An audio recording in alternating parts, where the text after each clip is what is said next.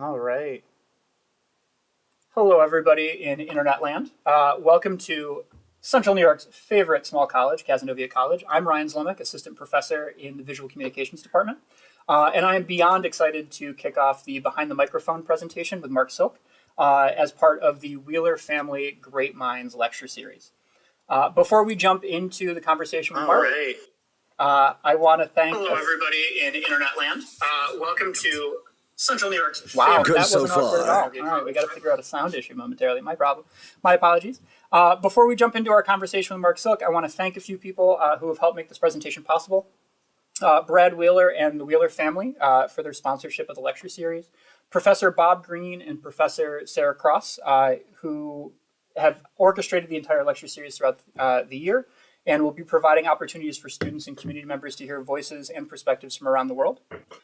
The Cazenovia ICT team, who literally just has been here for the last hour and a half helping us set up, who have been willing to help us make the transition to YouTube and try something new.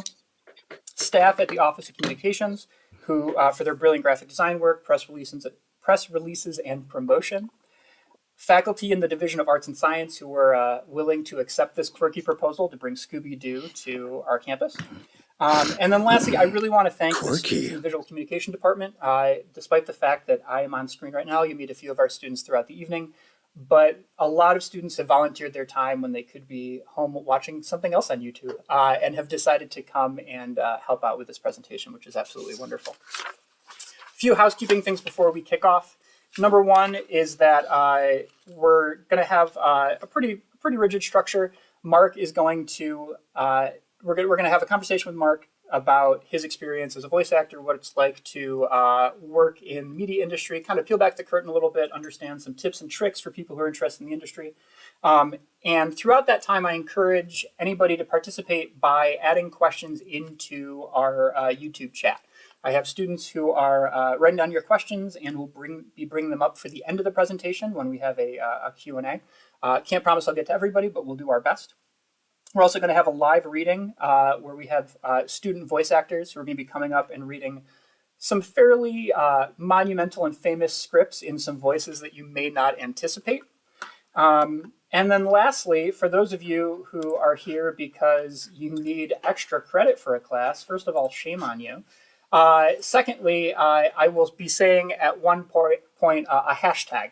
And in order for you to get credit, if you would be willing to type in that hashtag into chat, that would be great. And you will get credit for your class. Otherwise, I'd ask you to raise your hand and ask questions, but I can't see any of you because you're like all around the world right now, which is kind of crazy. All right. So let's talk about Marc Silk for a moment, our guest of honor. In the world of voice acting, Marc is a behemoth. With over 100 credits orally developing and performing characters for companies such as Disney, Warner Brothers, Lucasfilms, Dreamworks, Hanna-Barbera, and PBS, you've heard him flex his vocal cords in television, motion pictures, advertising, video games, and product development. Starting off his career working in radio, Marc made the transition to major motion pictures in Lucasfilm's Star Wars Episode 1, The Phantom Menace, and DreamWorks' claymation classic Chicken Run, collectively, which grossed over $1 billion. Some would say that it was Steven Spielberg and George Lucas who made that happen. I would say it's the voice of Marc Silk. He has since become well known on the small screen as the voice of Scooby-Doo, Shaggy, and Johnny Bravo in the UK. He is heard extensively in the reboots of Thunderbirds Go and Danger Mouse, which in Danger Mouse alone, he voices over 30 characters. He in the United States is best known as the voice of Bob the Builder from the hit PBS Kids TV show, and as the Hogwarts Sorting Hat as the wizarding world of Harry Potter in Orlando and Los Angeles.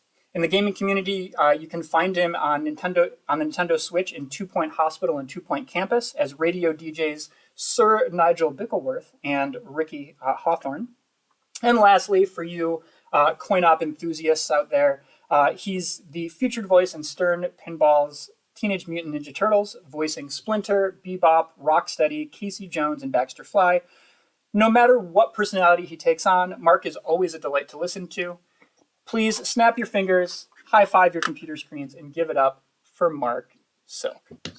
Ladies and gentlemen, I am very excited just to hear myself now. Thank you, Ryan Slamek. It's an absolute pleasure to be here linking up live from the UK to Cazenovia College. What a thrill. So Marc, I think the most important question that anybody wants to know is that when you heard that Cazenovia College wanted you, what did you think Cazenovia College was? Where did you think it was located? When you visualize it, what does it look like? Well, I thought Cazenovia was a kind of dance. It turned out it wasn't. It sounded like a very exotic, extravagant place of excellence. And I looked it up on the web, but it seems it is. You got a big campus there. I would say we have a quaint, very well utilized campus that crosses one of the most beautiful small towns. Yeah. I'm going to start using quaint to describe myself. Marc Silk, quaint voice acting. I think that's a good idea. If you need quaint, I can accommodate. We can handle that. But seriously, thank you so much for bringing me in. I've really enjoyed yesterday. Thank you for hi to the people watching on YouTube, by the way, and hi to the people who are in the room right now who are just part of this because they need an accreditation for their qualification. But yesterday, we did a tech link up just to make sure this works, and apparently it does, which is nice. And it was meant to be 5 minutes, so we ended up chatting for about an hour and a half, which was kind of cool. So I think tonight has the potential to be moderately interesting. So yeah, thank you. It seems we share a lot of the same interests. So thanks for bringing me in, Ryan, and thank you to everyone over there. It's appreciated. Anytime. And I think that, one of the things that I really appreciate about you as a professional is that your interest is so much more than just the performance. And I think that's one of the things that we're going to talk about today as we kind of think about what it means to be a voice actor in 2022 compared to 1999. And the way in which you are constantly reinventing yourself, which I think is a talent that most creative professionals have to become a part of. Yeah, absolutely. Yeah. Yeah. So back to you. No, back to you. Why don't we start talking about you kind of just discovering your passion for voice acting? Like when you were a wee lad, what did you want to be when you grew up, and then how did you transition into the world of voice acting? Well, first of all, I like the wee lad Scottish reference. Very nice. And the accent was moderately accurate as well. Thank you for that, Ryan. As a kid, I think like every kid, you've got the stuff that you enjoy watching on TV. And I was always so drawn to behind the scenes footage. Anytime on TV you'd see a documentary that took you behind the Wizard of Oz's curtain and showed you how it's done. I always thought that was magical. I always loved magic as a kid. I always thought this theatre was so exciting, but just even more than just the magic trick, I always liked to know how it was done. Who are the people that created this? Who are the people, the masters, the craftsmen and women behind this?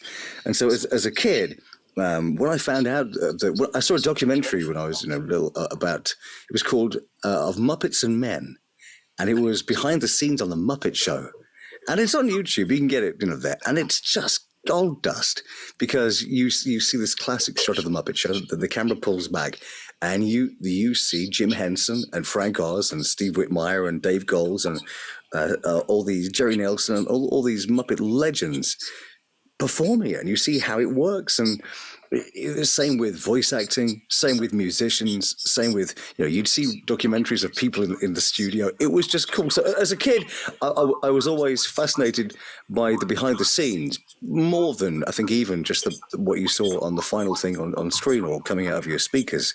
So very early on, when I was at school, I did work placement, work experience at a radio station.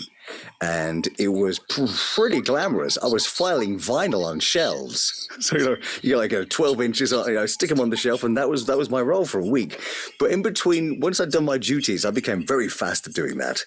I would go and hang out in the recording studios where they made commercials, and just be fascinated and learn from watching people who I thought were brilliant. I've got no formal training in what I do. It's all self-taught. It probably shows.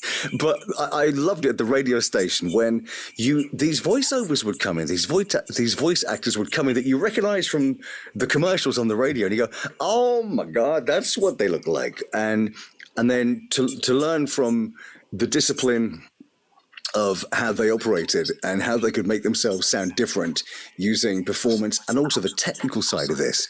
I loved watching the engineers and seeing how they constructed a commercial or a piece of audio or a program. And again, just watch them. So very, very early on, I was lucky enough to learn how this was made by watching people who I thought were brilliant. And then being at the radio station, I would sort of sneak into studios out of hours and play and teach myself how to do this. And after a short while, I became a decent producer. And I started directing other people and working with other people's voices. And you know yourself, the benchmark often, your best judge is yourself. You go, would I listen to that? Do I think this is any good? Do I find this remotely interesting? And so after a while, I was being like a technical guy at the radio station, playing out pre-recorded shows on the radio and being the button guy and the engineer. And then after a little while, because of, if you genuinely love something, forget work for a second. If you genuinely love it, you become like this creative sponge where you absorb all these influences. And then when you're put in the right location, in the right situation, you can kind of wring it out. And all these things you've absorbed over the years, you go, oh my word, I know a stack about this thing. It might be that you're at a quiz somewhere and someone asks you this specialist subject and you're the guy in the room that knows everything. It's that. It might be the band that you know every single detail about. It's that. And for me, it was all these points of reference to with technical knowledge and creative ideas and creativity. And so I started writing. I became a writer in radio, just recording like sketches for the morning show on the radio. And I needed a voice for it, and there was no one else around to do it, so I did them. And bit by bit, that was me like honing my craft. I started recording little bits for the radio, and people liked it, luckily. And bit by bit, I got better. And so I started in radio, and then after a while, I did a radio show at this local radio station here. It was a big station back in my hometown. I'm based in Birmingham in the UK. And then after a few years, a couple of years, the station got taken over by a big corporation and ripped the living soul out of what we did. And it went from being something I really love, hosting this radio show, to a job. It changed from being something that creatively I absolutely adored to a job. And look, I was very grateful to have a job, but I didn't get into it for that reason. I got into it because I wanted to make something creative. I wanted to be creating something that I would want to listen to or be entertained by. And so I decided to stick it out for a year and then in the background figure out what I should be doing with my life, and figure out what I was actually good at and what I should really focus on. And my mum and dad were always very pragmatic with making lists. And so I made this list of all the things I was good at, all these things I had talent for, a big list, all this stuff. And then I made a second list of stuff I was actually talented at. And the two top things that it came down to the right then that I was having some success with were as a producer and engineer. And then the other one was performance, in particular character performance. And as an engineer, I was a good engineer and I'm a good producer, but I thought, there's probably better producers. There's probably better technical engineer producers. There's probably people that have read the instructions on how to do it properly. But for the creative side, in terms of character performance and character creation, I was finding my feet in something that I thought I was doing something different. And so I thought, okay, let's say character creation is what I should be doing performance. And I wrote this other list of if I could work with anyone, the no holds barred dream list, who would it be? And on this list there was George Lucas, Steven Spielberg, BBC, Disney, Lucasfilm, EA Games, Sony, PlayStation, all this ridiculous Warner Brothers, Hanna-Barbera, all these crazy dreams that aren't really going to happen, but you kind of go, at least give yourself an idea of if you could do anything, who would it be for? And then I put these two together and you go, okay, well, on the one list, in terms of some talent that I might have, what I was enjoying and probably being the best at was character creation. Now, I was learning, it was early on, but character creation. And the other side, there's all these people, and what they all had in common, really, there was an element of animation. And I thought, okay, I'm going to leave the radio station, and I'm going to focus on character performance for animation. I'm going to be your cartoon voice guy, your animation voice guy. And that nugget of focus was a bit of a life changer for me, because there are a number of life changes for me that we'll probably discover along this conversation. But at the time, voice actors, or it was voiceovers really, they would have a show reel that demonstrated what they did. And it was like, I'm Bob Bobbington and I'm a voiceover. And now here's my voiceover for carpet commercials. Hello, buy carpets from John's Carpets. And now a bank commercial. At Banky Bank, we save your money. So join us here at Banky Bank. And it was really, it was lots, most show reels were somebody with a nice voice demonstrating it that way. And I wasn't interested in that. I went straight to character stuff, because also probably wasn't any good at straight stuff. And so I used the production skills I'd learned at the radio station to make my show reel sound really great, to demonstrate what I do. And you heard this like familiar sounding Warner Brothers music, and then you heard, "Hi, I'm Marc Silk. I do cartoon voices." And like 20, like a mallet to the skull, there were 20 voices in 20 seconds, and it was like, "You are despicable. This is the last time I work with someone with a speech impediment. That's right, Fred. Come on, Betty, let's go. I tried to a pudding tat. You bet you throw a pudding tat. That pudding tattled me. Say your prayers, you lop-eared varmint, or I'll blast you to smithereens." And it kind of, you know what? I'm happy. And it went on and on and on. And it demonstrated kind of what I was able to do. And just to break off this bit of long story short, or long story less long, I sent off 10 cassettes. That doesn't date me. I sent off 10 cassettes. And at the time, working at the radio station, when I listened to other people's show reels, you might get 1 in 10 that you thought, yeah, they were right. So I thought, I'll send 10 off, and hopefully I'll get 1 response. So that was my criteria. I'm going to send 10 of these things off, 10 cassettes, and let's try and get 1 response back. So I sent them off, and I got 13 responses. It went cassette viral. And what I found was I'd made it entertaining, and people were sharing it and playing it to each other. And so early on, very early on, I started getting some interest. And I was very fortunate, but that was sort of the starting point. I'll break there to let Ryan Zlomek interject. I don't know if I'm interjecting or just like throwing the point forward, but I think that one of the things that I find really interesting is, despite the fact that the cassette is probably no longer the main method you want to send your material on. Maybe smoke signals is better. Yeah, now it's VHS. Oh, perfect. Can we get some beta tapes in there as well? Yeah, get some beta there. But the thing that I think is really interesting about that is the sense that, in the way in which I present curriculum to creatives is a lot based around the idea that you have to put something out there to be successful. Everybody has this idea that I'm just going to take a bunch of naps and then eventually someone's going to come to me and say, like, here's $10 million, go make something amazing. And that's not quite how it functions. So I think that's really interesting. I'm gonna interject with a very specific question, which is, sure.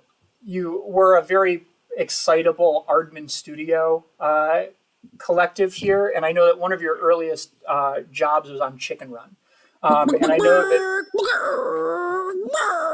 you had a very creative approach to marketing yourself to Aardman and to Dreamworks when you were kind of kicking off your career. And I think it speaks to your understanding of branding of self, and then also your understanding of what people are looking for in a performer. So would you be kind enough to maybe tell us a little bit about how you ended up on Chicken Run? Yeah, well, I got very early on, I was fortunate enough that I got contacted by an agent in London who said, Aardman are finishing off a brand new film called Chicken Run, and they need extra cluckers. So, all the main roles were all taken, but right at the end, in the additional dialogue recording, there were all these gaps in the film where they needed to pad it out with chickens. So they said, would you showcase you doing chickens? Well, of course, if you call yourself a voice actor, you kind of should be able to do chickens. So I thought, well, let me show them. I need to, like you said, I need to demonstrate that I understand what they will need. So I recorded, let's think, what will they need? So let's do a chicken waking up in the morning chicken.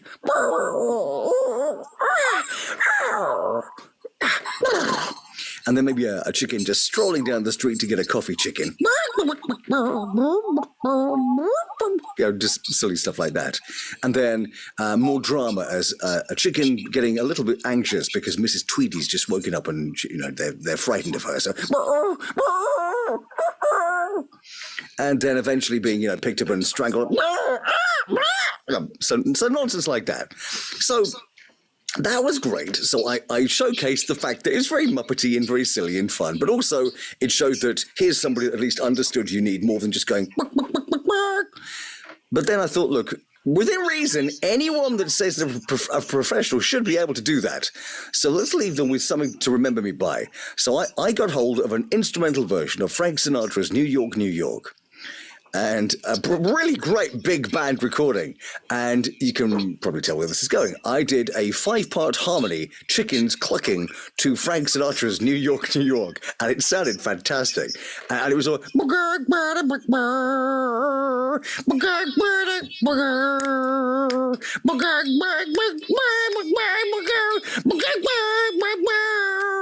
And I got the gig. And every time they needed me to step up to the microphone, you'd hear them go, "Can you bring the Sinatra chicken in, please?" And it worked. Awesome. So I think, I think there's more to that story too, in the sense that you're familiar with the brand, right? So you know what Aardman Studios is doing. You've seen Wallace and Gromit. You understand the type of material they're developing. I mean, that granted comes from a lifetime of passion for these things. Yeah. But you're able to think critically about that and kind of put it forward. How has getting voice work changed technologically since that time? I mean, when you're putting together show reels or you're presenting yourself to a brand that you might not have worked with before, how has your approach changed? I think the way in which you hit them up. Yeah, the same principles apply. The tech that you might use to achieve that is different, but like with any creative craft, you need to demonstrate that you can do what they need, and also more than that, you need to give somebody else a reason to bring you in rather than somebody else. So, and that's very difficult, and that's one of the things that experience and being a good self-critic is very useful for yourself as a performer, because after so long, you will start to learn why maybe you stand out from somebody else, or what you can offer that might be different to another performer. So in terms of what's changed over the years, the same principles of auditioning are still there. So, you'll get a casting brief to say, we need a character that might be this old or looks like this, or we want them to kind of sound a little bit like this. And then in the past, so like 20 years ago, you'd go down to a studio and you would audition in front of somebody. And that still happens now. Less so, but it still happens now. Now, you can often be able to audition over Zoom, or insert your choice of video sharing software here. Or it might be that you're invited to send an audio file that you can record in your own time at home and do it that way. But really, the basic principles have always been the same, which is you need to demonstrate that you can be the person they can trust to bring in to achieve what they need in that production, in whatever aspect that might be. And that applies to art, music, anything really. Awesome. So I'm going to follow that up with, we have an animation concentration here at Cazenovia. And a lot of students, which I personally find really empowering and exciting, is students coming with the goals of telling their own stories. Sort of the idea, I'd say in the sort of new entrepreneurial YouTube generation, we're seeing so many students who come in saying, no, I've got something useful to tell. I've got something that I want to share with the world.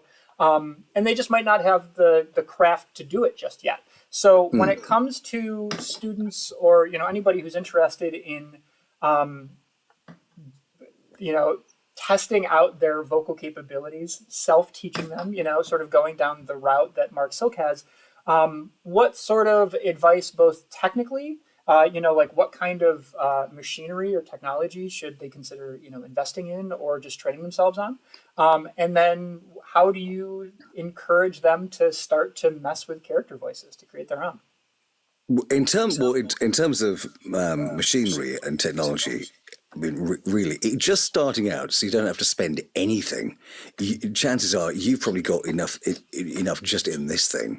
There will be a decent enough microphone enough in your phone just to get started, just to as a starting point to record yourself in, at least play it back. If you have a little bit of savings as well, you might be able to buy yourself a little microphone, and you can now get a decent USB microphone for not that much money, and again, it'll make you sound better. By the way, secret tip here: if you want to make it, you don't need to spend a lot of money early on to make your microphone or your tech kit sound good. Just as a little sidetrack here, I was in Chicago and Los Angeles a week ago, and I took this microphone with me, and it's very portable, and I had 4 TV commercials come through from a client in the UK that I needed to record while I was there. Well, I had the mic with me, so great. So I plugged it into a little audio interface that I'd taken with me, but of course I'm in a hotel room. The acoustics weren't great, so I need to make these sound great. And if you want to demonstrate what you do at home with your new kit that you've just treated yourself to, you want to make it sound as good as you can for people. So I closed the curtains first of all, because you want to get rid of as much reflection in the room as possible. And they were great curtains, really big, heavy curtains in this hotel room. And then I got hold of all the cushions and pillows in that room and built a pillow fort. So they absorbed all the audio reflections that might otherwise bounce off bits and pieces in the room. And so suddenly you've got this really nice kind of very nice microphone sound, sounding very professional. And I handheld this microphone. It looks dopey as anything, but I was holding this thing with the curtains closed and my pillow fort and recording these national TV commercials like this in the hotel room, hunkered down. And I came back and they're on TV. And they sounded terrific. So if you're starting out and you want to sound great, you do not need to spend a great deal of money initially. As you find out that you might want to treat yourself, then maybe. But that is a good starting point technically. And in terms of getting your skills up there, it's like anything. Do it more. Do it again and again and again. It's like a chef. You might not be that great at scrambled egg when you start out, but the more you do it, you're going to make a great omelette. The more you do it, it's going to get better. And with voice acting, it's the same as music or anything or art or anything.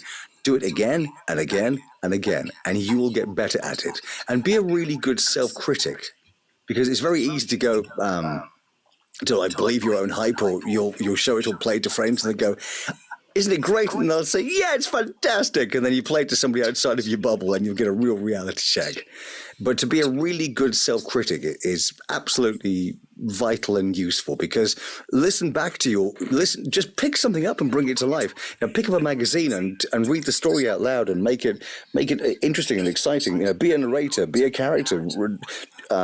Pick something up and make it your own. And if you can play with other people, that's great too, because you're learning how to listen to other people. When you're in a real world environment, 50% of this is listening to other people.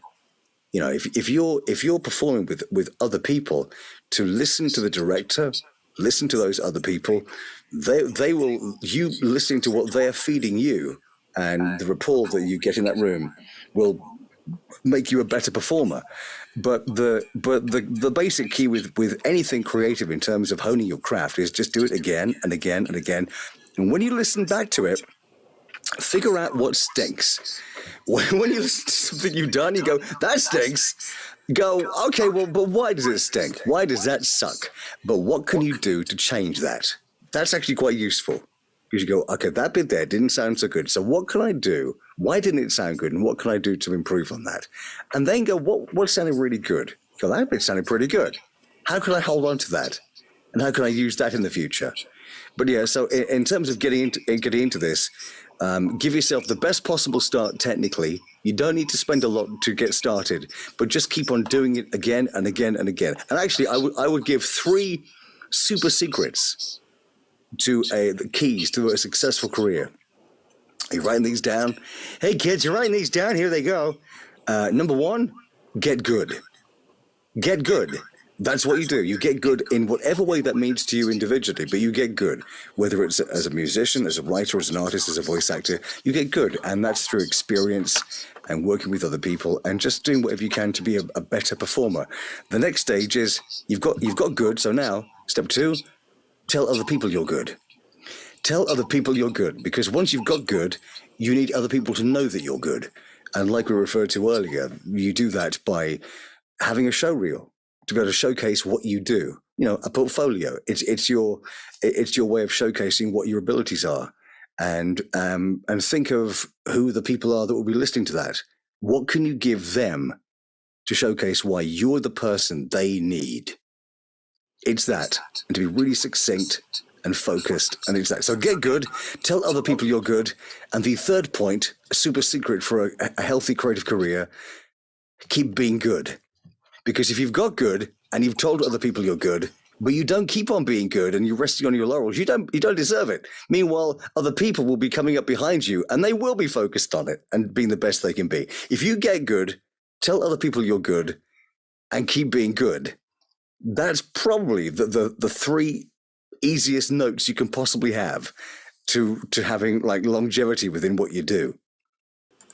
I'm going to work on getting good, and I guess the let me work on getting good. And well, my most important question about getting good though is like, how long have you been working on these pillow fort designs? Like, do you have like a CAD drawing that you get in there, you're like, all right, I'm going to photograph this hotel room, and now I'm going to figure, okay, cool, this is the best thing I can get out of that.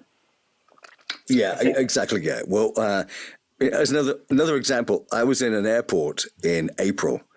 And I had 20 minutes between that of this particular. I had an email come through, and from that point onwards, I had 20 minutes until I had to get to the gate to board the plane. And the email said, "Hi, Marc. I've got a script for you for a national TV commercial. We need it this afternoon. It's on air tomorrow on national TV. Can you do this for us?" But of course, you don't want to turn that down. And I had my microphone in the bag with me. And I was in the fancy pants lounge, and I found a side room, and I thought, I see cushions. so I just went, yes, I can do this. So I quickly whipped out the microphone, connected it up to the computer, ran in the room, got all the cushions, built a pillow fort, and I'm there going, the brand new thing from Doctor Who, coming soon. You know, Doctor Who. And I did 3 takes. The first 2 were dreadful. The third one was fantastic. I quickly just tidied it up and flew it out there on WeTransfer. And I was like walking like this down the corridor, you know, trying to get hold of cell phone coverage. And after about 1.5 minutes, went into the ether. And this thing that was recorded in the fancy pants lounge in my brand new pillow fort went to the other side of the country. And then I walked on the plane, arrived in New York, and I got this message arrived saying, "Thanks a lot, sounds great. Are you using a different microphone?" Yes, I am, yes. And alternate pillows. Everybody heard it here first. Marc Silk, Scooby-Doo UK, Shaggy UK, Johnny Bravo UK, but World Pillow Fort Champion 2022. It's quite an honor. Love it. So we've talked a lot about sort of technology and marketing of self and creating characters. One of the things that's popped up in a recurring dialogue with my students is about the idea of dealing with legacy characters and the idea that you need to treat Scooby-Doo appropriately. You need to treat Shaggy appropriately. You know, how do you approach those characters to ensure that you are doing them justice, but also ensuring that your personality and elements of you to push the character forward are a part of that? Well, I think to begin with, the people that you'd end up working with, I was very fortunate that I got people that I worked with in different studios were also doing work with Cartoon Network. There were studios that Cartoon Network were using in the early 2000s, late 90s, early 2000s. And in these studios, working with other people, in breaks, I'd like play and just, do voices, do character bits and pieces of things you love. It's like, say, if you're a pianist, you play the keyboard or a guitarist, in between what you've done, you've gone there to record a track. In between that, you might play some other tunes. And it was like that with me. I just kind of like play a bit and riff around, and people got to know that I could do these character voices. But it wasn't just me doing a party piece, even though I was playing. And these characters were treasure to me. I've always been a huge fan of the work of Hanna-Barbera and Warner Brothers and Tex Avery, Friz Freleng, Chuck Jones, Bob McKimson, Mel Blanc, June Foray, Dawes Butler, and Don Messick. And Don Messick was the original voice of Scooby-Doo. And I was, in fact, let me show, there's the fellow right there, Don Messick. The original voice of Scooby-Doo, and you can see there from some of the other characters around him and the mic, you've got, he's the original voice of Scooby-Dooby-Doo. And he was also the voice of, gee, Yogi, don't tell Ranger Smith about the picnic basket. And he was Grandpa Smurf, and he was Muttley, and Don was a smoker, and he had this really big, wheezy laugh. So he had that... I can't really do it because I've never smoked in my life. But I was lucky enough to meet Dom right at the very beginning of my career. When I was still in radio, actually, I was still a fanboy. I was a fanboy. I'm still a fanboy. But here we are. Here's a picture of me with Don back when I was 12. And it was at an art gallery in London. And you can probably see just at the back there a few bits of art. And that was... it was an exhibition of original Hanna-Barbera and Warner Brothers art. But Don was there because he was the voice of stacks of the characters that were in these bits of animation art. And a lot of people were going up to him, treating him like a bit of a jukebox. Like, we do this one, we do that one, we do Scooby-Doo, we do, we do Boo Boo Bear. And I just wanted to chat to him because to me, he was this hero of mine and such an important part of animation. So, and he actually said to me, he said, how do you know all this? Because it was before the internet. It was all black and white and stuff. And how do you know all this? And I said, it's you, Don. This matters. I said, you're a bit of a legend. And he was quite a self-effacing fella. But in terms of how I approach it, I think because because it is important to me and it does matter to me. And it's more than just the character voices. It's the artists behind it. It's the creatives. It's the writers. It's the musicians. If you look at some of the people, you listen to some of those soundtracks of Scooby-Doo, pretty groovy, or the Flintstones, big band music, and like orchestrated like Hoyt Curtin and Milt Franklin and all these fantastic talents that they had back at these studios back in the day. So my love of it is like a full 360 thing, really. It's not just the character voices, but because I think even though you're there to do the voice, you do the voice. I think because it goes deep and because it does matter, you're probably going to have a bigger all-round idea of how this should sound and how it should fit in terms of the bigger like glue of the show. And for me, it's I think most people that do, this kind of work, and probably most people anyway, can do a party piece. You can do it a party piece. You can do a party piece of Scooby-Doo or a character or Homer Simpson or whatever it might be. But this isn't a party piece. It's acting. You're bringing a character to life. I just saw the reflection here of the Jim Henson T-shirt. Huge fan of Jim Henson and the Muppets. And you look at what he did on, you look at Kermit or you look at Bert and Ernie with Jim Henson and Frank Oz. It's so natural. You don't think of Jim Henson and Frank Oz. It's Bert and Ernie. You don't think of Jim Henson and Frank Oz. It's Kermit and Fozzie. They're living, breathing things. They're extensions of those performers. And so for me, my version of Scooby is for the UK and for Europe, and I've done stuff for like Cartoon Network and national broadcaster over here called CITV, and radio and toys and commercials and all that stuff. And it's really just me being as true to what Don Messick would have done. So it's not an impersonation. It's a continuation of for me, hopefully, trying to like get what he would have been doing, just carrying it on that way. So I think it's like if you're brought in to be, if a guitarist in your favorite band is no more, and they bring somebody else in, hopefully, yes, it's still you and you're still doing your thing, but hopefully you're bringing it from the same sensibility that it's always been from. So it's still authentic and continues properly, And then also as a fan, yourself, you'll have seen this where there's a show or shows where they change a thing about the show and you go, that's not right. No, that ain't it. That's not it. The voice isn't right. You've screwed it up. And as a fan, that matters to you. You look how nuts it went when they found out that Charles Martinet wasn't the voice of Mario and Chris Pratt's now Mario in the movie. And now it doesn't matter whether Chris Pratt's doing a great job or not. It's as a fan of those characters, you can get very passionate about that. I saw these hashtags, not my Mario. and Charles, by the way, if you ever get the chance to meet Charles Martinet, he's a fantastic fella. We had lunch at a Comic-Con over here in the UK back in April and had some particularly lukewarm pizza. But he's a really nice guy. He visited Syracuse, I think, for Retro Game Con in 2019. Did you meet him? I unfortunately did not, but I heard he was an absolute joy. Oh yeah, he really is.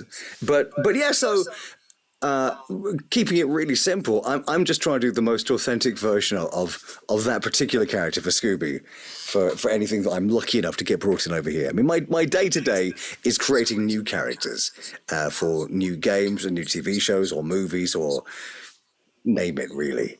But that's the icing on the cake to be put in to be to continue the legacy of those things from the UK side. Well, that's one of the things, I'm glad you brought that up, because I think one of the things that I was hoping to talk about a little is that, you're an animation voice actor, but that's one piece of the pie. You do a lot of different things. And one of the things I was hoping you might be able to speak to a little bit is about the way in which your approach changes based off of the media that you're working on. So if you're the Sorting Hat for Universal Studios, you're approaching things one way. If you're working with Stern Pinball to be pretty much most of the cast of the Ninja Turtles, if you're working doing DJ voices for Nintendo Switch games, how does your approach to your craft and your job change depending on who your client is? And I guess I'm wondering also just from a technological standpoint, like, what is the difference between doing a car commercial versus recording voices for Nintendo Switch characters versus doing call outs for a pinball machine? Well, a car commercial or a commercial, you might actually have it done within 10 minutes. If it might be that if they brought you in and you are, they trust what you do. There's a company that I work with over here, and they do a lot of toy commercials, big national TV toy commercials. And I've known this guy for years, and we totally get on, and I'll get booked for an hour of recording session, and we'll link up live, and we can see each other like this. And it's great because there's a real cool vibe in the room, and we're playing and we're having fun. And we'll probably spend 50 minutes chatting and the last 10 minutes doing the TV commercial because they know they can trust me to get it right pretty fast. I can work pretty quick and hopefully get it right within the first couple of takes. Doesn't mean I always do, but I usually do, and it doesn't mean I'm always efficient, but I can be if we have to be. So that's great. So it's nice to play, and when you've got that, when you've got space to have room to play in the room a bit, you tend to get a better result out of it because you can hear it. If you can hear that people are happy, and you can hear that there's a joy or a playfulness in the room, it tends to come across on the recording. Same with music, you just hear it. You watch people at a gig and they're just jamming out and rocking it, and you go, "This is fantastic! They're having a great time," and you sometimes hear that. So, for a TV commercial, it depends on how many people are in the room. Sometimes there might be a dozen people there on the other side of the link, and everyone has their idea of how it should be. So it just keeps on changing, and you might get like 20 takes down the thing, and at the end of it, you go to take one. They might direct you in all these different places, and then eventually they direct you right back to where you started. So it can be fairly efficient doing commercials, but it's all down to who's involved. Then for say a cartoon, the way we'd usually approach that, there's a cartoon that's on Universal Kids that I work on called Go Jetters. It's a BBC show, and we've been very fortunate that it's huge over here on I think called CBBS. It's for preschool kids, but to be honest, it's such a cool show. You didn't matter what age you are, you enjoy it. In fact, I have the plush right here for you. This is the mighty Grandmaster Glitch at your service with a quite a spectacular moustache. So he's the furniture chewing bad guy, and he's already bad. He's just misunderstood. But with that, the way we tend to record that show is there's the whole cast in the studio, and everyone's got there's a microphone, a music stand, and the script, and we are all in front of our own microphones, and there's a row of them for all the 5 members of the cast. And then through the glass is the director and the producer, just like you see on TV documentaries about recording in studios. It's just like that. And we'll tend to record scene by scene. So we'll roll it through, get familiar with it, do it again until we kind of make it really come to life and it sounds right. And again, the more that you work on a show or a series, a season, you kind of get into this groove where you can do them pretty efficiently. So when we did the show Go Jetters, they're 10-minute episodes, and we might get 5 done in 2 days. 5 recordings done in 2 days of these things. And then for a game, again, different discipline, because say with like the commercial or the animation recording or the film recording, again, hopefully you've got some room to play a bit, because I get a better result out of me if I've got room to just play a little. But it might be that there's a client that's with you that doesn't want to play. And part of your skill is basic people skills. There's no point being full of yourself and wanting to show off and just be annoying. So part of being a decent professional is hopefully being able to judge that. And then going back to games, this game 2 Point Campus that I've been working on with Sega for a good while, and before that 2 Point Hospital that we started recording 4 years ago, maybe. You've got to be efficient, because you've got like a Wikipedia list of lines to record for every single permutation of what that game can do. And you got to be able to bring it there and then. Because what will tend to say with a script for say an animation or a film, you might get that before you go in, and I'll read through it and get a sense of where I am and what I need to do. And often by the time you get there, they've changed it anyway. So it's useful to have a sense of what, when I started out, I was so, conscientious of making sure you make a little mark there, and I can do this thing here, and oh yeah, I'll do that there. And then you walk into the room and go, it's changed. Okay, guys, let's go. You go, oh, waste of time. And it goes back to the thing I was saying earlier as well for the animation recording of listening to other people. You've got to be able to take on direction. And as an example of performance, if in like your own time you thought, oh, I can do this really nice thing with that line, I'll perform it that way, it'll be really funny, and do this little bit of business, and there you go. If you've got that set in your head and you don't listen to what the other performers are doing, the person feeding you your line that you've been all prissy about might perform it completely differently, their line, to how you thought you'd get the line fed to you. So, of course, if you're not listening to what they've done, if you perform it how you've practiced it in your own time, you'll sound bonkers, because you're reacting to something in a way that doesn't sound natural at all. So you need to make sure that all these characters around you, basically it sounds real. Probably the best definition of what are you hoping to achieve when you record, an animation thing or anything like this, but especially when you're with a cast. I love it when it sounds like you've dipped a microphone in the room and captured that moment, so that it doesn't matter how much heightened reality it might be, you totally buy it. When it's done okay, it can sound like a bunch of people reading words. But when it's done well by people that it's just effortless and they're all listening to each other and you're making it come to life, you totally buy it. And then going back to what you were saying with the different approaches, like commercial approach, the working with the cast approach, which is obviously very different, and then recording games. When you're doing a game, it's always as an individual. I can't think of any situation. I've done so many games from Nintendo 64 to consoles, PCs, Switch, the works, arcade, everything. I've been lucky enough to work on a stack of them. And because of how intricate it has to be, and you're recording every single permutation of what that character can do, it's only worth doing it, perform at a time. I mean, there was a game called Black and White back in around 2000 time by Electronic Arts and Lionhead Studios, and it was an epic game, and I was lucky enough to perform the main characters on that game, and we recorded it for months. We recorded months of dialogue for that game.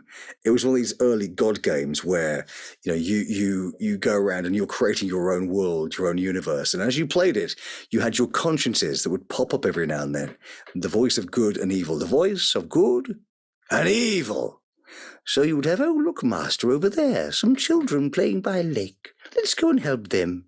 And then this other guy would this red character would pop up and go, yeah, look, throw a rock at their face. They'll grow a new one.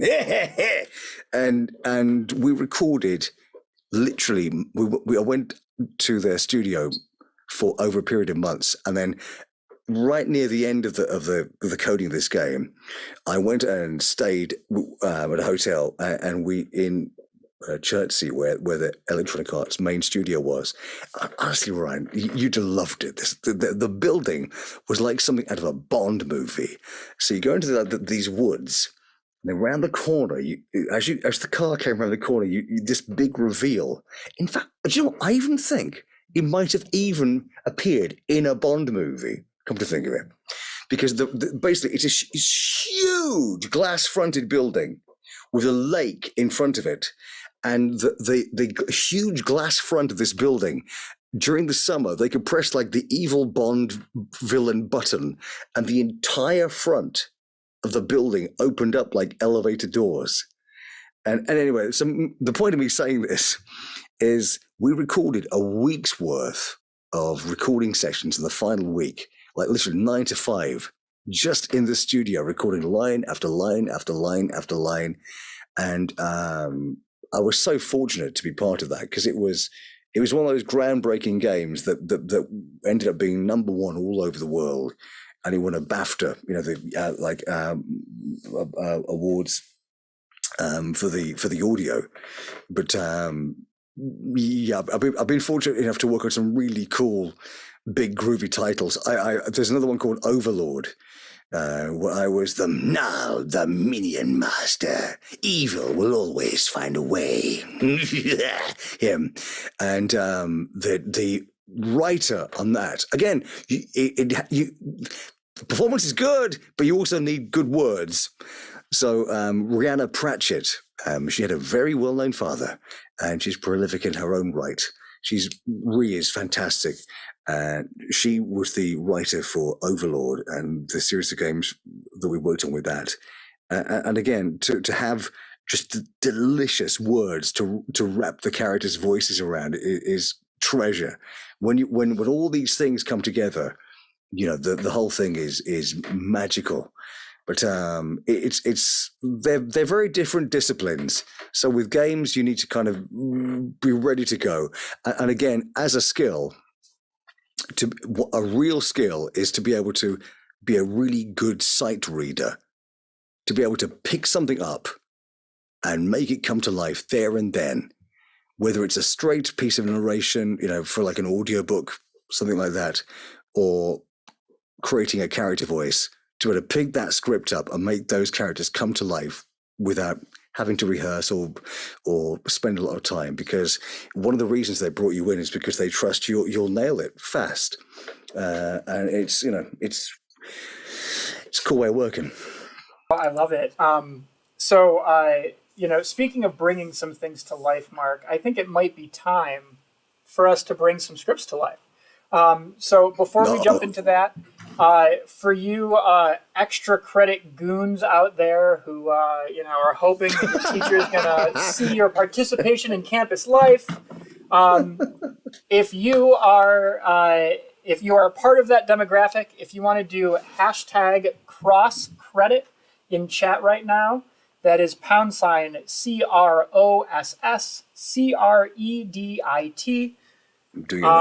We will mark that, send it to your respective professors, and you will have been marked hearing that Marc Silk is the Pillow Fort champion of 2022.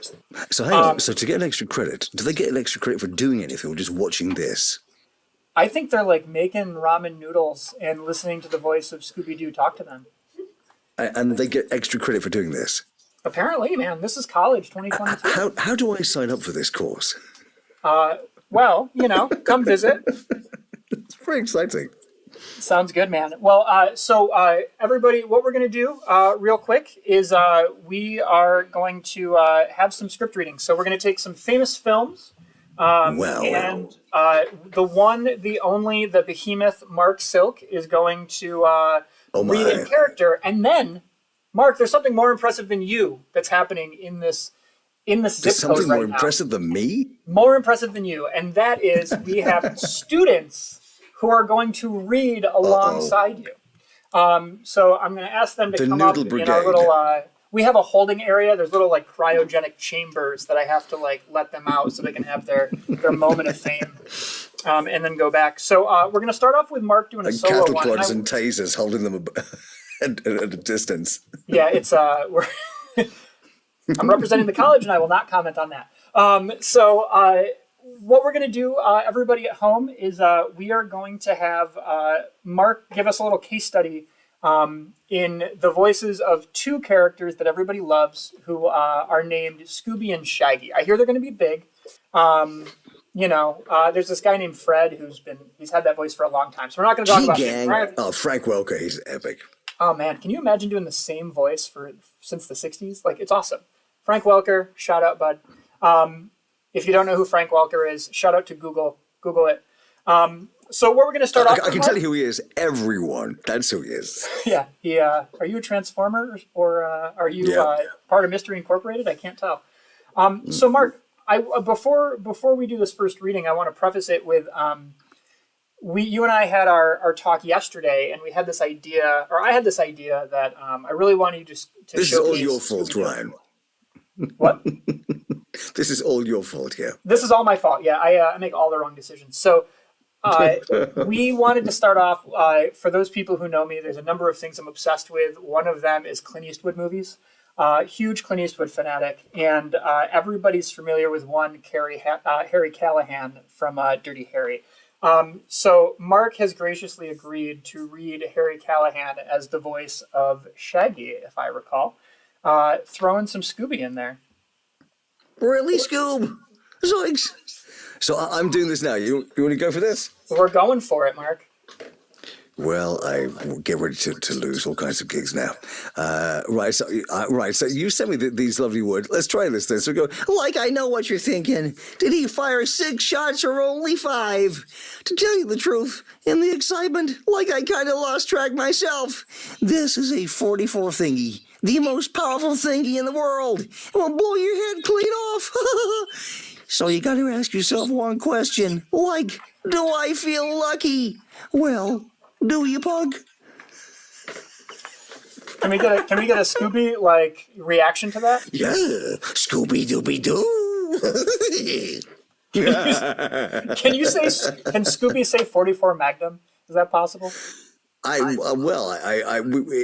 guess if I was doing it would be 44 Magnum. That's so wrong. I love It's it. very, very wrong. Man, ethics. Somebody should take an ethics class. I hear they have one here. That was What a wonderful. refund. Thank you. You sounded just like Clint Eastwood. I don't know how you did that. Thank you. So What's your favorite Clint Eastwood movie, by the way? My favorite. You know what? So his favorite is Bronco Billy, and Bronco Right. Billy very much has a soft spot in my heart. I also, more than that though, I think my favorite Clint Eastwood is High Plains Drifter. I could watch that all day long. As a kid, I always used to love every which way but loose and any which way you can. Right turn, Clyde. And then I saw a documentary on how they treated the orangutans. I thought, oh no. Yeah, it's a movie that's better watched without any sort of background knowledge. Yes, yeah. So, moving on with our scripts, we're going to welcome Will to the stage. Ladies and gentlemen, you know him, you love him, you can't live without him. It's Will. Oh, sorry, that cryogenic freezing really kind of froze my gears a little bit. Hey, welcome, internet people. I'm Will. I'm from Cazenovia College, and I'm here reading with the wonderful Marc Silk. Yeah, and one I'm thing. I'm reading with the wonderful Will. And Marc, I'm going to ask you a quick question before you do the read. When we had talked about doing these script reads, you had talked about your affinity for Daffy Duck. Would you be kind enough to tell us a little bit about your inherent love of Daffy Duck? Oh, sure. I think I always loved the Warner Brothers cartoons. I love Chuck Jones shows, but I think with the Bugs and Daffy cartoons, I always love the way that Bugs is the person we want to be. Bugs is the person we aspire to be. He's perfect. He gets it right all the time. Daffy is who we are, who we actually are. He never quite gets it right. Falling fully all over the place. Completely envious of Bugs' successes. But he tries really hard. And he's got a heart of gold, really. But still, it never quite works out okay. And there's something so delightful about Mel Blanc's performance of Daffy Duck. It's like there's such vigor and commitment and conviction. So it's the whole, you are despicable. Once it's all gone wrong. And it's just adorable. It's a fantastic voice. It's pure anger. Well, I love it. And we just, in my storyboarding class, we just watched Duck Dodgers. Dodgers in the 24th and a half century. Oh man, it's such a great piece. So when I was coming up with scripts, Duck Dodgers, Daffy Duck, Darth Vader. So we're gonna have Marc has been gracious enough to read Darth Vader in the voice of Daffy Duck. And Will, who are you going to be reading Luke Skywalker in? I shall be reading Luke Skywalker in the voice of Jason Thunderberger from hit Cartoon Network series Over the Garden Wall. All right, and I feel like we've got a really hit nice Cartoon Network reveal series with this. So, Marc, when you're ready, if you want to jump into the script. Okay, well, I'm feeling a little bit anxious now because I've got a lot to live up to. So here we go. Gonna try and he's going to beat me now, isn't he? So, you are beaten. It is useless to resist. Don't let yourself be destroyed as Obi-Wan did. There is no escape. Don't make me destroy you. You do not yet realize your importance. You have only begun to discover your power. Join me, and I will complete your training. With our combined strengths, we can end this destructive conflict and bring order to the galaxy. I'll never join you. If only you... Nice work, Will. If you only knew the power of the dark side. Obi-Wan never told you what happened to your father. He told me enough. It was you who killed him. No, I am your father. No, that's not true. That's impossible. Search your feelings, Will. You know it to be true. No. Yes! Luke, you can destroy the Emperor. He has foreseen this. It is your destiny. Join me, and together we can rule the galaxy as father and Will. Come with me. It is the only way. No! So some context to what's going on. I have a room right now of about 15 people with hands over their mouths, not being able to let it out. That was hysterical. And Hello, room of 15 people. if in Can the, a at the room of 15 beginning, people say hello so we know that that's true? That they're 15 real? people just said hello. Hello.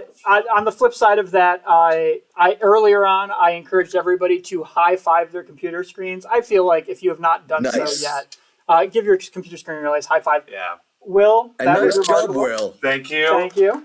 Thank you. I hope I did your performance justice. Oh my gosh. I could say the exact same thing, but sometimes professionals just are on another level. And Marc, you kept up pretty well though. I'm here to learn, Will. Thank you for letting me be part of this moment. Hey. Awesome. Thank you so Good much. you. Awesome. So before we jump into the next one, just a reminder, right now we have on the chat, by the way, on YouTube, James has said he needs a whole Star Wars movie with Duck Vader. Duck Vader. I think that could happen. And I'm glad you referenced chat. Marc, can you say the words "this just in"? This just in. One last chance to put your questions in chat, people. We have students standing by. So if you have questions that you want answered by the behemoth, Marc Silk, Behemoth. Pillow Fort Champion of 2022, please throw that in right now.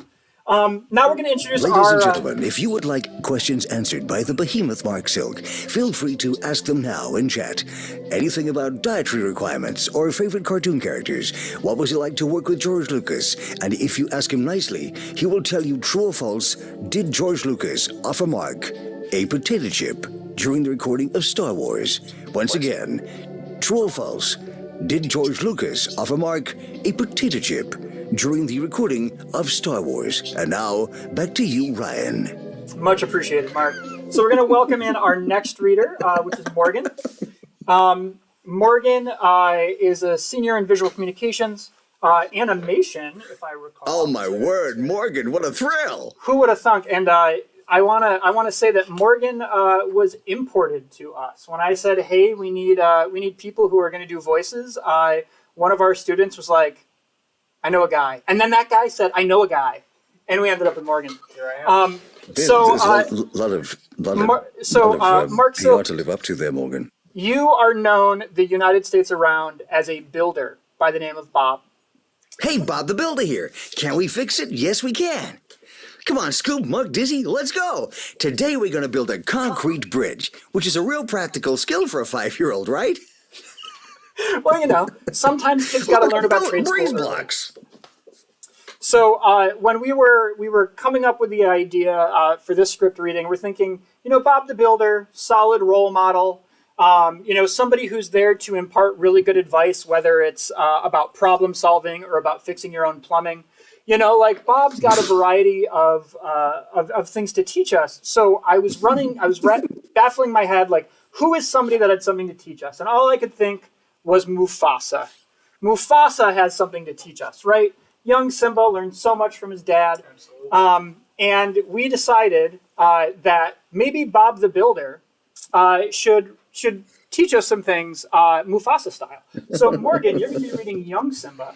Okay. And who are you going to be reading Young Simba as? I'll be reading as Mike Judge's Hank Hill from King of the Hill. Oh, I'm not afraid. Sorry. All right, so because it's the remix that nobody but me wanted, Bob the Builder and Hank Hill. Right. Gentlemen, Wow. Whenever you are ready. Hey, look, Simba. Everything the light touches is our kingdom. Wow. A king's time as ruler rises and falls like the sun. One day, Simba, the sun will set on my time here and will rise with you as the new king. And this'll all be mine? Everything. Everything the light touches? What about that shadowy place way out there? I like how you said the word what there, Will. That's never go there, Simba. It's Morgan, but thank you. Morgan, I'm so sorry, Morgan. Will scared me. Sorry, Morgan. But I thought a king could do whatever he wants. Well, Morgan, there's a lot more to being a king than getting your way all the time, right, Wendy? Dad, what are those birds over there? They're buzzards. Ladies and gentlemen, Morgan. They're scary. Why don't you chase them away? I don't have to. They're doing what they're supposed to do, Morgan. You see, everything exists in a delicate balance. As king, you need to understand that balance and respect all creatures from the crawling ant to, you need to understand that balance and respect all creatures from the crawling ant to the leaping antelope. But Dad, don't we eat the antelope? Yeah, but when we die, our bodies become the grass, and the antelope eat the grass. Everything is connected in the great circle of life. What? Kind of freaky too, right? Thank you. All right, Morgan. I think that was clearly perfect. I think that was. Please, Nice if you have work, not, Morgan. if you have not high-fived your computer screen, drop kicked it. Can the you other know. 15 people give Morgan a round of applause? I think he's deserved it. You remember when the Nintendo Wii came out and there were all those stories about people destroying televisions? I feel like this is Mark Silk's version of that, just with pure joy and elation. All right, so moving forward, and actually, Mark, for this last script, did we decide Barney Rubble, Yogi Bear, both? What are you feeling? Oh, well. Yeah, Yogi Bear's kind of fun. You want to do some Yogi Bear? So, Yogi Bear is Hannibal Lecter. Oh, my yeah. God. So, spoiler alert, for anybody who's ever seen the movie Silence of the Lambs, the Hannibal Lecter's kind of an endearing, creepy dude. Is that like a fair assessment? Endearing is exactly the word I would use to describe Hannibal Lecter. So we are going to welcome Marissa, who's going to be Ladies reading. and gentlemen, Marissa. Woo! Who's going to be reading as How you Clarice. doing? Hi. Marissa, what voice are you going to be doing today? I'm going to be doing a simply god-awful southern accent. Simply god awful southern accent. Oh, Okay, noted. Simply, ladies and gentlemen, please welcome Marissa doing a simply god-awful southern accent. That I like is these. super-duper. The introduction's pretty solid. And we're going Yogi Bear on this. Is that what we decided? Yogi Bear. Okay, sure. Hey, boo boo, let's get out of prison. Are Is you- that like how this is going to start? Yeah. Gee, Yogi. Yeah. Okay, well, they let you out early, Yogi. All The right. picnic basket theft. So Love are it. you ready to rumble? You guys Yes, she rumble it. is. I'm very excited to hear bad southern accent mixed with some Yogi Bear reading some Damn Hannibal southern Lecter and accent. Clarice. Here we go. All right, so, good morning. Doctor, we have a hard problem in psychological profiling. I want to ask with your help for a questionnaire. We, being the behavioral science unit at Quantico, you're one of Jack Crawford's, I expect. I am, yes. Hey, may I see your credentials? Closer, please. Closer. Hey, that expires in 1 week. You're not real FBI, are you? I'm still in training at the academy. What? Jack Crawford said a trainee to me. We're talking about psychology, Doctor, not the Bureau. Can you decide for yourself whether or not I'm qualified? Ooh, that's rather slippery of you, Officer. That is rather slippery of you, Officer Starling. Sit, please. Now then, what did Mick say to you? Multiple MIGs in the next cell. He hissed at you. Tell me now, what did he say? He said, I can smell you. Hey, I see. I myself cannot.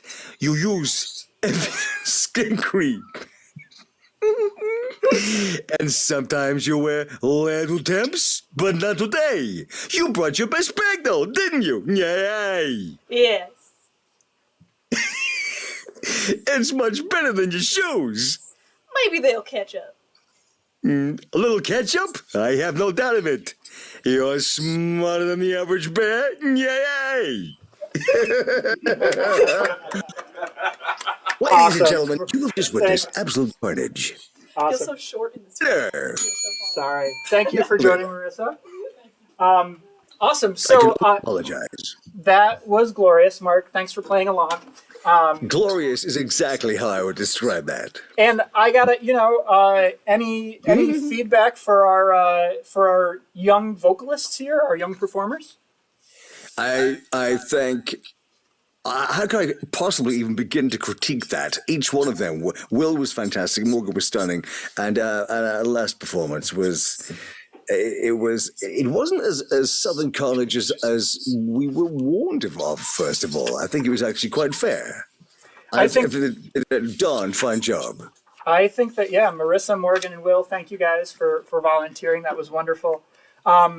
Awesome. So we've got some questions from our audience that I want to throw out to you, Marc, if you don't mind. Please do. Yeah. So the first one we got is about sort of finding auditions. If you are doing your thing and you're building your forts and your studios and you're learning your microphone stuff and your audio engineering and you're creating material to send out, how do you find those places to send it out? How do you find auditions? What's the either the location to hunt that stuff down digitally, or what's your process? I think the best answer is probably the most unhelpful answer, which is how do you be successful in a creative industry?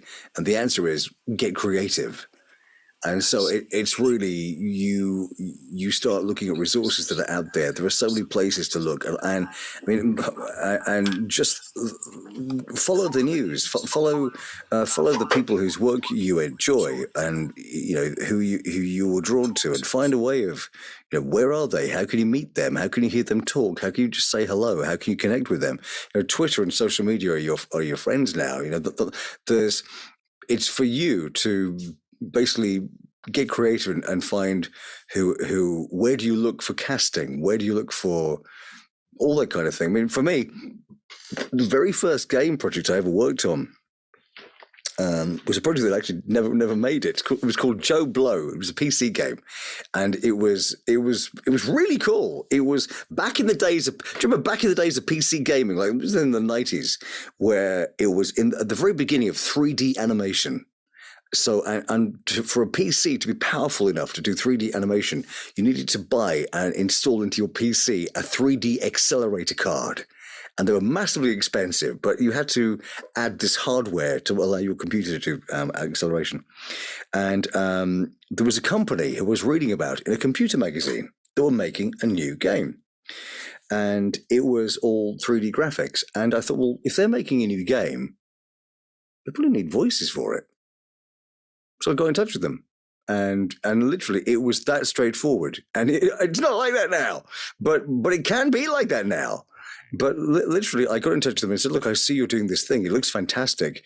I'm guessing you need character voices for what you're working on. I would love to be part of that. Can we have a chat?"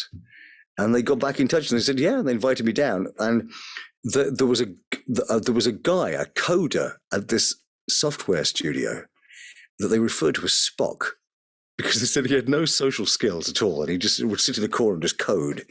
But what this guy had done in this age of brand new 3D graphics for computers, he'd found a way in coding that you didn't need that hardware. He'd found a way to unlock this other power within the processor that meant you didn't need the accelerator. And it was like, what do you think? Well, how? And they showed me, and it worked. The game never came out. It was probably completely, don't know what happened there. But for me, for my very first game that I worked on, it was literally that. I got in touch with some people whose work I thought was interesting, and said, "Look, would it be possible to talk about working with you?" And they said, "Yeah, all right." So, sorry, go ahead. No, I was just going to ask on like a microscopic level. Obviously, like the idea is always, like how do I? Oh, hey, Pop. Give me just 1 second. My little pup wants to go under her blanket. You keep on going. I'm going to just put her underneath her blanket. That sounds like an important thing. I can hear you. Keep on going. Okay. So one of the things that I'm kind of curious about is also just on this sort of like microcosmic level for people finding needs in their own communities as well. Do you have any sort of suggestions for that, or places that maybe local talent doesn't necessarily think to go? I mean, you look at car infrastructure advertising, or your local mom and pop diner might want somebody to do a YouTube video or something. All of that, absolutely. Oh, by the way, just breaking news: she's now underneath a blanket. There you go. She's very comfortable now. Yeah, absolutely. Yeah, it's you think of frankly anything that needs a voice, or a piece of art, or a piece of music. It's all open to you. There are so many opportunities now for creative outlets and creative work. It doesn't mean you'll always get it, and it doesn't mean they'll always want it, but they might. Yeah, the idea that you said, the mom and pop diner, the car dealership, the local theatre, all of that. It's all open to to potential work, and also just in terms of experience, it might be that you use it as a way of learning. For about the first few years of what I didn't really learn anything because I was enjoying it so much. It was just learning the craft of it. I was only little bits here and there, but for a great deal of what I was doing, it was nothing to pay the bills. It was literally, I was just doing it to learn the process and get experience of what I was doing. And then eventually you start, treating it like a proper living. But yeah, anything locally is fantastic. And again, if you're able to use what your skills are to help a charity or a good cause. I was at Chicago Pinball Expo a couple of weeks ago, and there was a 12-hour live web stream there to raise money for autism, and I was invited to be part of that, and I was happy to just sit and chat with them for an hour and a half and help raise some money for what they were doing, just by being there, but just by showing up. If you can use a talent that you have to do some good for a cause that you care about, that's treasure being able to do that. And just in the time that we were chatting, we raised over $4,000. And things like that, it's special. Over here, I'm a patron for the Brain Tumor charity in the UK, and anything I can ever do to support them and do either voice work for them or present stuff for them or help raise money by signing stuff, I'll do that. And for the local children's hospital here in Birmingham, it's a big city, Birmingham, here in the UK. It's there we are in the UK. And before the pandemic, my little pup and myself, we would go to the children's hospital 4 times a year to these events, and just give half a day of time and talk to patients and carers and doctors and nurses and family. And I would take all the kind of photos and pictures of characters that I would normally sign at a Comic-Con and just give them away and just spend time, hopefully letting them forget what they'd normally be going through and giving them something that's kind of cool for that day. And even down to, again, if you can use what you have as a creative gift in whatever way that might be. During one of these events at the Children's Hospital a few years ago, there was right at the very end, there was this guy that came down in this full-on, Stephen Hawking-like wheelchair, and this kid was on oxygen and 24-hour care and all this, and he was holding a lightsaber, and he'd come from the other side of the hospital, and I'd said to him, right, you're getting everything. And I just packed up and I got everything back out again. And all he wanted was just 1 or 2 Star Wars things signed to him. And he couldn't talk because of his situation. But I had a proper conversation with him and talked to him like an equal, because he was. And a few months later, I'd been following his story on Facebook. And I noticed that he'd been able to go home a couple of times. So clearly something was going his way. And around the same time, I'd just been invited to be the onstage host for a Star Wars symphony at the Royal Albert Hall in London. It's a big deal. I'm a huge Star Wars fan. And so to be asked to be the front host, the presenter for this audience of 5,000 people was such an honor. And I got in touch with the hospital, the head of the department there, and said, look, if there's one person that should be there, it's this kid. How do we get him there? And they put a special team on it, and him and his mom and their carer, they had a special place at the Royal Albert Hall so he could be there in his special wheelchair. And he had this tuxedo on, a little bow tie, and I went and said hello to him before the show. And it was so lovely to be able to do something for somebody else just by by just giving a bit of your time. And the messages I had back from his family afterwards saying thank you, that was treasure, that to be able to have done that. And we lost him a couple of years ago. He's not around anymore. But I'm so glad that I got the chance to do that for them. And so, if you have the ability within what you do creatively, just to do something for somebody else, it can makes your day better too, because it's just lovely, this collaboration of just doing something that makes both your days okay. It's kind of cool. Sorry, technical glitch there. Just 2 more questions for you, Marc. I really appreciate the time you've taken with us so far today. Whatever. I'm here for you. Well, we appreciate it. So obvious, rumor is you worked with this guy George. I think his last name is pronounced Lucas. Something like that. Life changing. One of our viewers was just curious, what's he like? What was your experience like with George Lucas? He was very nice, and he was just like George Lucas. He was exactly what you expected. He had the official George Lucas beard. He had the George Lucas patented check shirt, the jeans, and the sneakers. And he was just a very nice man. And the first thing he said to me when I entered the studio was, "Would you like a potato chip?" And I was.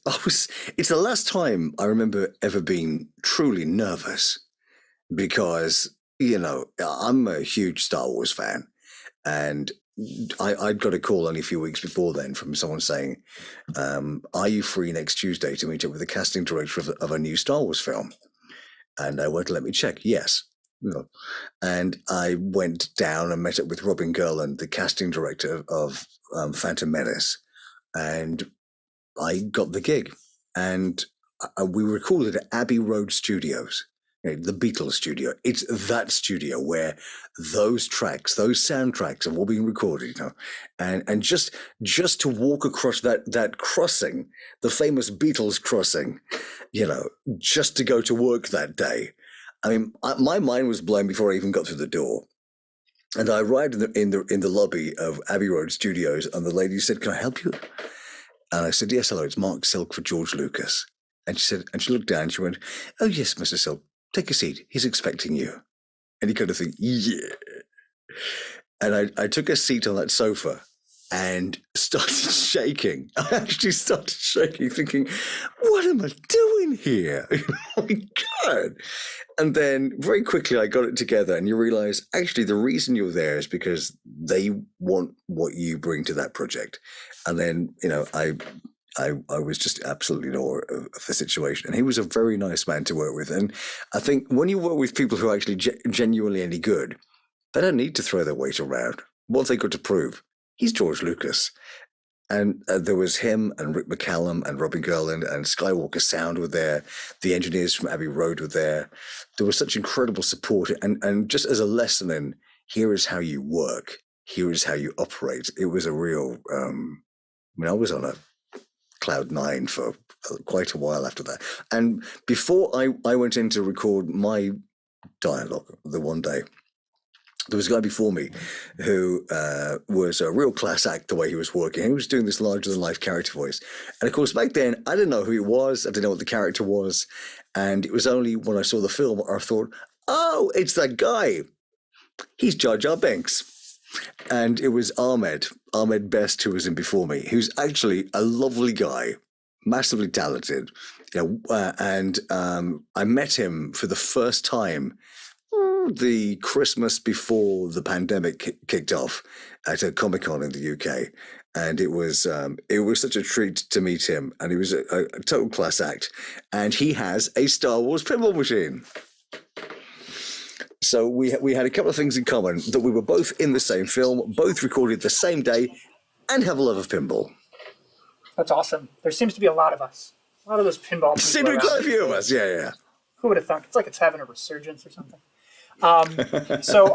Last question from our viewers, which I think is kind of an interesting one, which is, do character voices translate into singing, or is that sort of hard to pull off? There's always that when I read interviews, I listen to interviews with other voice talent. They're always talking about the fact that when you're entering a room, you got to be able to do everything. And sometimes that means, singing a musical with Scooby-Doo or chickens. So can you talk a little bit about that sort of transition from taking a character voice, preferably a memorable one, and then figuring out how to make it musical? Yeah, I think there is such a connection between voice performance, the character performances, and music. To me, all these characters, it's music, it's pitch, it's rhythm, it's timing, it's all of that. And so if you've got a musical ear to begin with, you're halfway there. It's like there's a question I get asked a number of times, which is how do you remember all these different characters? And to me, it's like again, it's music. You can have a song suddenly come on your playlist that you might not have heard for years, and every single note of that song, and you can probably sing every single word, even though you haven't heard it for a long, long time. And it's the same with recall for character voices. But what was your actual question again? So I'm just straight off the actual point. What was it? Yeah, about the translation from taking a traditional character voice to making it musical. Yeah, you absolutely can. But again, it's just down to the performer again and that individual skills. The other thing that's interesting, when we're doing Bob the Builder, there were a number of episodes where there were some songs that we did. And something that I remember, I hadn't thought of this for a long time. Something that I remember about that is that they weren't, the songs I was given weren't in the key that was right for Bob for a couple of these recording sessions. And it was really kind of tricky because you either have to go, Bob's kind of like there in the middle, like, hi, Bob the Builder here. Come on, Wendy, let's go. Just a regular guy. And this thing was, it was either too high for him or too low. So it wasn't in the middle where he needed to be. It was like a song that is like, way up there, and it didn't sound right. It took him into a different place. And so you either have to take him down on his boots, which didn't sound like him either. And it was kind of a bit freaky, but it's done right. It can work really well. I mean, there's a show I worked on called Fifi and the Flower Tots. I know I showed you a clip yesterday of these characters, but and in Fifi and the Flower Tots, I perform. I'm show you a picture of Bumble and Slugsy. I play these two characters called Bumble and Slugsy. Oh, by the way, just for the record, there's actual Bob. There's me with actual Bob, and then a year or so back, my messages blew up, and I had a bunch of people saying, "Are you aware that you're in Big Bang Theory?" And I went, no. And I found out pretty quickly that actually, yes, I was. And there was an episode of Big Bang Theory. There's Barry Kripke from Big Bang Theory, where in the background of them on Big Bang Theory, they were watching Bob the Builder. So in the background, in Sheldon's apartment, every now and then you'd hear, hi, Bob the Builder here. Can we fix it? Yes, we can. And it was me. And it was kind of cool for that to happen. So, and then I ended up meeting one of them at another event. But there was this show called Fifi and the Flower Tots. Here is a character. Here are two of the stop motion puppets from Fifi and the Flower Tots. It's a preschool show, just in case you couldn't figure that out. And I played Bumble, who's on the left-hand side, who's lovable and huggable and a bit bunged up because he's allergic to pollen. And Slugsy, who's this lovable, huggable, adorable slug who's a bit moist. And so I was these two character voices. But during the recording sessions, there were quite a lot of songs for this kids show. And they never asked, could we sing? They just kind of assumed that we could. And we had these amazing singing days where, the whole cast would spontaneously burst into song. So it doesn't automatically go together that you can sing. But if you can, it's another string to your bow. It's another great tool in your belt.